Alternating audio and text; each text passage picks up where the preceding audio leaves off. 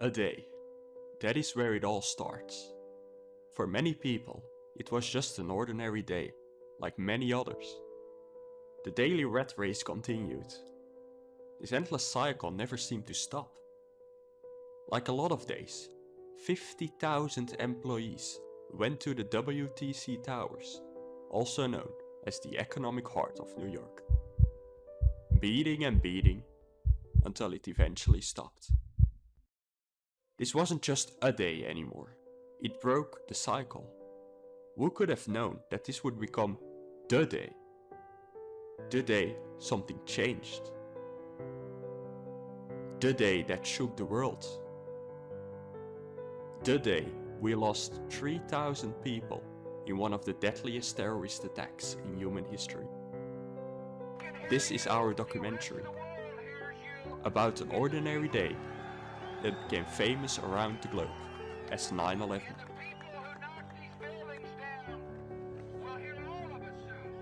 The day we caught history in the act. What happened on September 11th, 2001? Why did it happen? Those thoughts might occur in your head right now. In this documentary, we are going to find out what impact the 9/11 attacks had on the people of New York and the world. You might think you know the answer already, but I can assure you, the answer is probably way bigger than you think. And who says there is only one good answer? Our answers don't need to match, but if this documentary makes you think, then our assignment has already been a success. So, let's get your mind working. Where do we start? We start at the beginning, 8 years before 9/11. On February 26, 1993, Al-Qaeda, a network of Islamic fundamentalists, drove a truck with a bomb inside it in one of the towers in an attempt to bring one tower down so it would destroy the other tower and kill thousands of people. Fortunately, that did not happen. Not yet.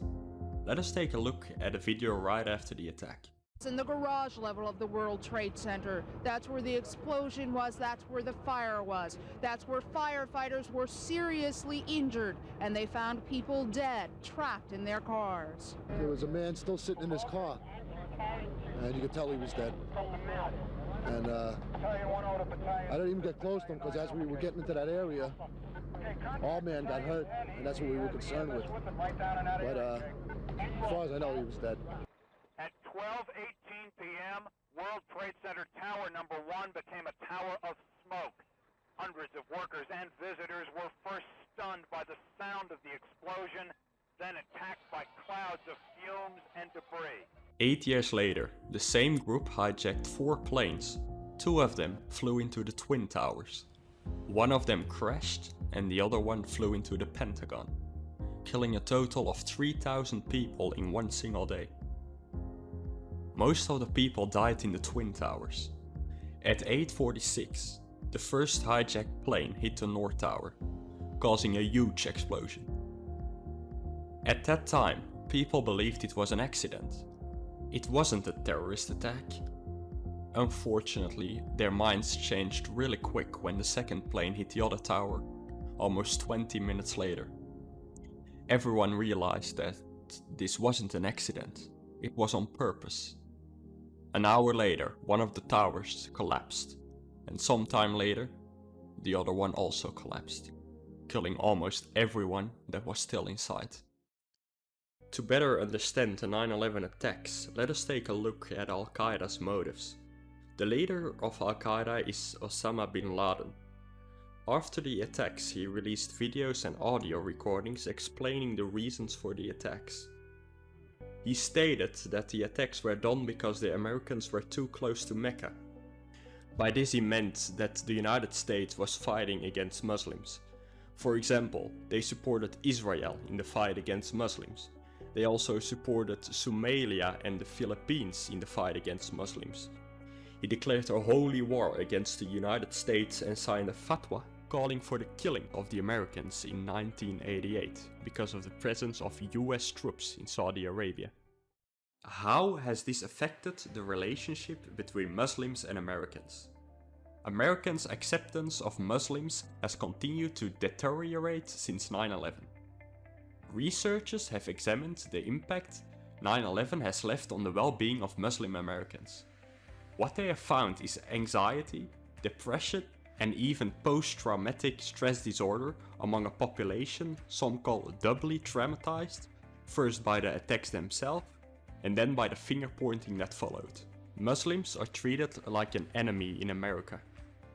Up to 18,000 Muslims were deported and more than 15,000 arrested just based on subjections. This shows that America is searching for someone to blame for the attacks. Another current example of this is Trump's Muslim ban. He uses 9/11 as an argument to justify his Muslim ban because he knows that this is a sensitive subject for the Americans. Donald J. Trump is calling for a total and complete shutdown of Muslims entering the United States until our country's representatives can figure out what the hell is going on.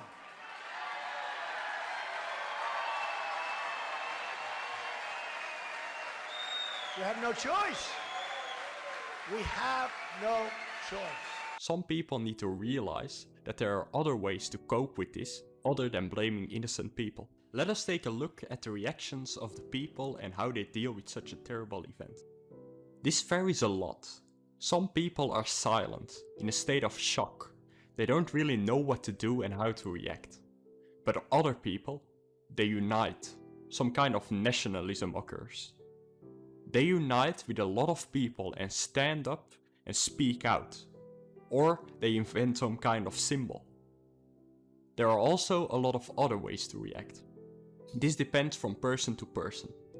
Let us take a look at how the people of New York reacted to this terrible event. How do you get past something like this, and you've been at the heart of it from the very beginning, but you still have to live here? I don't know. How do you bounce back from this? I don't know. There's going to be millions of people personally affected just through the 6 degrees of separation theory. I don't know how you bounce back. There's probably not one person in this tri-state area who doesn't know someone affected. I don't know how you bounce back. Wishing life to be normal again, Bob Arkin played his bass in a bar last night. On his way home through a traumatized city, he ran into his friend. I can't stay in the house because I'm all alone, and it's like not even my own apartment, and I'm walking up and down the steps and I'm saying, I don't get it. Like so many in New York tonight, they can't quite take in the news, and they analyze it relentlessly. And the thing I don't get is, if I were on a plane, somebody with a paper cutter, I don't get that. Well, in the first place, you're assuming that they held it to the throat and forced him to drive the plane, the pilot to drive the plane into the building, which might not have been the case. I wouldn't be driving that plane in the Well, I building. mean, I don't think he didn't necessarily either. The pilot did. I think they probably just killed the pilot and drove it themselves. I'm here now because I couldn't get to sleep. That's why I'm here. I don't know what effect it's going to have on me, what effect it's going to have in the city. It just doesn't seem real. I mean, it just doesn't seem real. Do you think it'll take a long time to get over this? I guess. I mean, you know, it's going to be some kind of prolonged impact. I'm not going to go to work tomorrow. I know my building. I saw on the news today when I was watching TV. The ground floor of my building was the windows were blown out and it was burning too. So I don't even know if I have a building to go to when all this stuff clears up eventually.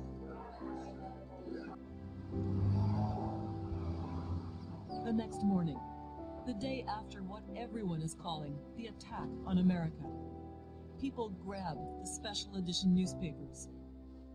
The streets look normal, like New York, except there surely has never been such light traffic. Do you feel like you're in another city, not New York? I don't know, Beirut or... How does it feel to you? I don't feel safe. I don't feel safe anymore. I mean, I didn't sleep at all last night. I thought I handled it well yesterday, but last night everything just started coming back on me. And I even saw people jumping out of the building. which was just terrifying. And so, you know, and all of it, when I tried to lay down last night, all of it just coming back to me. And so, I don't know, I don't feel safe anymore. As you can see, there are a lot of different ways to react, but we are convinced that it's quite important to realize how big of an impact this event had on people. So, we found a study by rand.org that shows how people were affected and how they reacted. The main reaction was stress. Most adults and many children showed signs of stress. 90% of the adults surveyed reported experiencing, to at least some degree, one or more symptoms, and 44% of the adults reported a substantial level of at least one symptom of stress. 35% of parents reported that their children showed one or more signs of stress, and 47% reported that their children were worried about their own safety or the safety of a loved one. The study also showed that the closer you lived to the attacks, the more stress you had. They also did a study about the role of the media in relation to the stress levels. In some cases, people had more stress if they watched TV. But there are also cases that showed that people used the TV to deal with the stress. So there is no real conclusion here. There are also several other ways to respond. The same study shows that almost everyone coped with the event by talking about it. Also, a lot of people used their religion as a way to cope with the event by praying, for example. Others don't want to think or talk about it, so they choose to do an activity to think about something else. We also interviewed our history teacher to know how he reacted as an outsider. Let's give it a watch. Good afternoon, sir. I will ask you questions regarding 9/11. Could you please introduce yourself? Yes, my name is VPRO. I'm a history teacher at this school, and I'm very old, so I lived through 9/11. Okay, so what were you doing when this terrible event occurred? Well, I knew it was on a Tuesday. That's one of the moments you clearly remember. So it was on a Tuesday, and normally a Tuesday afternoon, I did not have to work that year, but there was a meeting at school, so I was coming to school with my car, and when I was parking my car, my radio was up, but for one reason or another, I put my radio on, and I just heard the reporter saying, we komen direct terug op de dramatische gebeurtenissen in New York, and then it was music, so dramatic events, what dramatic events? So I entered the school, and at that time, the teacher's lounge was where the 108, the geography class was, that was the teacher's room at that time, and I met a colleague and she said, "Oh, did you hear in New York?" I said, "No, what, planes, blah, blah, blah." And so I went to the teacher's room, television was on, and then, we saw what was happening. It was still morning in New York, so the events were going on, so it was really, I didn't know what I saw. You saw the burning towers, you saw the images again of the planes crashing in the towers, and then also in the end, the towers collapsing, so that was a terrible sight because it were really iconic buildings. And then 2 years before, I had stood on the building. I had been on the World Trade Center at the top, so thinking, and the people that were at that time at the top, and they knew they couldn't get away. It was one of the most capturing events at that time in my lifetime. It was like, suppose everybody else. A very shocking moment. Yes, it was shocking. It was, we've seen attacks and so on, and disaster movies, but this was real, and these were really iconic buildings. Nobody expected such an attack at that time, and it was shocking. Yes, I can understand. Were you scared, or did you feel like it was none of your concerns because it was happening in the United States? Well, in between. I don't say I was scared. I knew many of my students the next day in class. I was not scared because you knew this is an exceptional attack. Such things won't happen regularly. Okay, we saw recently some other dramatic events, but nevertheless, never on that scale again. So I was not scared, but of course you realized it will have consequences. And of course you were also thinking maybe there will be also attacks in Europe, maybe not again on that scale, but nevertheless, maybe there would be attacks. More from Moreau later, but now a different topic. A minority of people don't want to hear the truth and believe something different than most of the people. That brings us to the conspiracy theories. Some people are convinced that Al-Qaeda didn't do the 9/11 attacks and that it was the government or Bush or the CIA. So, we asked Mr. Moreau what he thinks of these theories. Do you believe in any conspiracy theories regarding 9/11? For example, about George Bush, the conspiracy theory is that he had foreknowledge of the disaster and he let it happen so that he could justify his motive, their motive to go to Iraq and Afghanistan for their oil and their pipeline. No, I don't buy these conspiracy theories. I agree that we do not know everything. I believe that indeed politicians, and especially politicians like the American president, that they withhold information and that they have ulterior motives. I also believe that. But Bush knowing this in advance, I heard that before, I do not see what he had to gain with it, because if you knew it in advance and it happens, if it comes out that you knew, then you have a serious problem.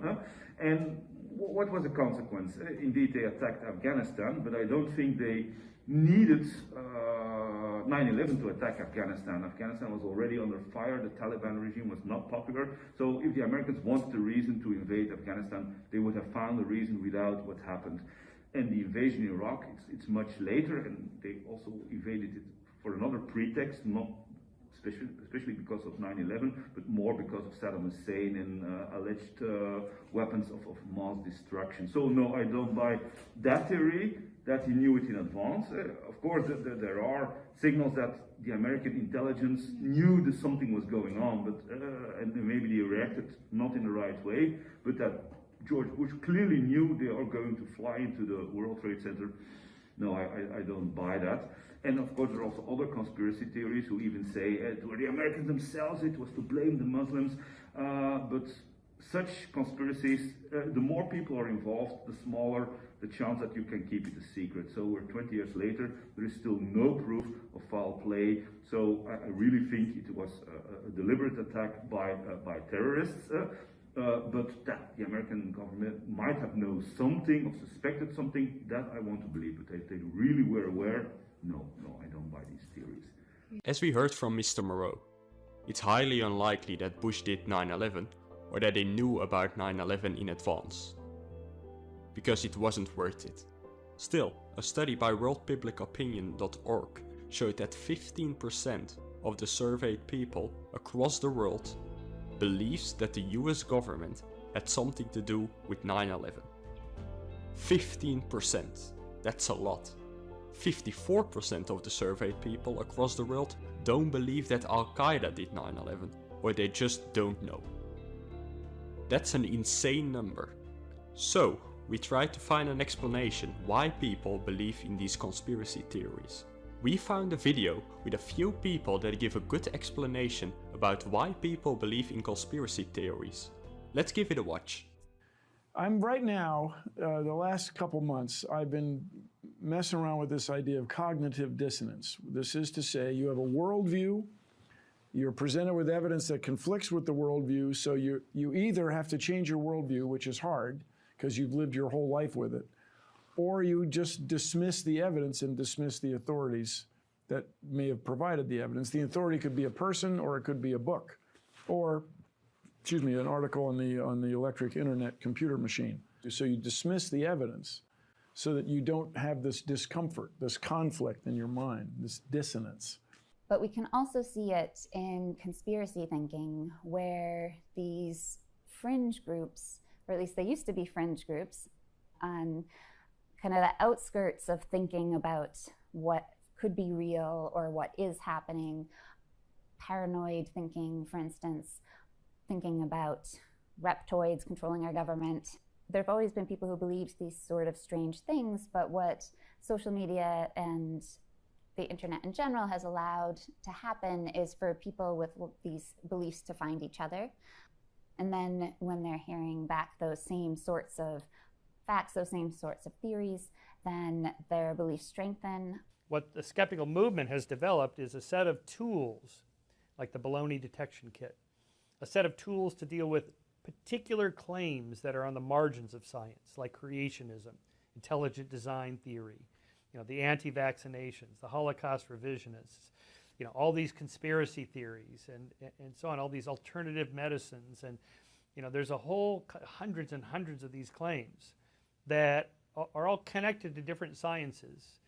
But the scientists in those particular fields are too busy working in their research to bother with what these claims are, because the claims really aren't about those fields. They're just hooked to them. They're about something else. Another example we have found of why people believe in conspiracy theories is socialization. If you are in a group with certain IDs, you try to adapt your IDs to their IDs. And because of social media, as mentioned in the video, those IDs spread very quickly. Pareidolia can also be a reason. This concept was named by psychologist Diana Deutsch and means that you see a pattern or a figure in something completely random. Take this cloud for example. You might see a dog, while this just remains a cloud. We have almost reached the end of the documentary. We have seen the most important things. So now the time has come. The answer to our question. What impact did the 9/11 attacks had on the world and history? First, Moreau will give his answer, and then you will get our answer. So, for the last time, here is Moreau. Did you think this would have had a huge impact on the history? Well, it's difficult to say because at that time everybody, oh, the world has changed, Third World War has begun. I never believed that there was going to be immediately a Third World War because there was no other country involved. But of course you knew it was going to have repercussions. But whether it would alter the course of history, that's difficult. It's not a major event that sometimes changes history. Sometimes are a smaller change that changed the course of history. I think the rise of internet and social media has a much greater impact, on our society than 9/11. But you knew it was an important event and you knew it was going to have consequences. But would it change the course of history? Well, it will have contributed because it led indeed to the invasion in Afghanistan, it led to the invasion in Iraq later, and that in its turn led to the rise of IS and so on. So there is a chain reaction, it has consequences. But I don't think it's the most defining moment of the 21st century. As Moreau said, the impact on history and the world is minimal. However, it has had a huge impact on a huge number of people in New York. People who have lost a friend, a family member, a loved one. It has also led to the discrimination against Muslims, which we still have to deal with today. It is also the basis for a lot of conspiracy theories. All in all, we can conclude that 9/11 is a terrible but very interesting topic. And we hope from the bottom of our hearts that everyone can give it a place. And as Trump likes to say, let's make America great again. But this time for everyone. Thanks for watching.